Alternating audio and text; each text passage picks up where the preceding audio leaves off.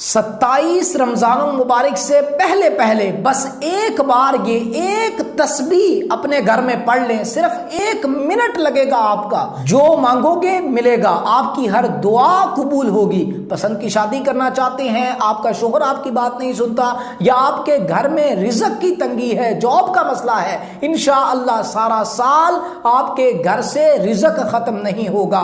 वो तस्बीह कौन सी है, इस वीडियो को मुकम्मल देखना है, शेयर जरूर करना है। इस अमल के करने की खुसूसी इजाजत उसी को है जो कमेंट में अल्लाह लिखता है, इस वीडियो को शेयर करता है। पसंद की शादी के लिए, औलाद के लिए, रिश्ते के लिए, वीजे के लिए, किसी भी हवाला से हिसाब करवाना चाहते हैं, इस्तिखारा करवाना चाहते हैं, व्हाट्सएप पर राब्ता करें।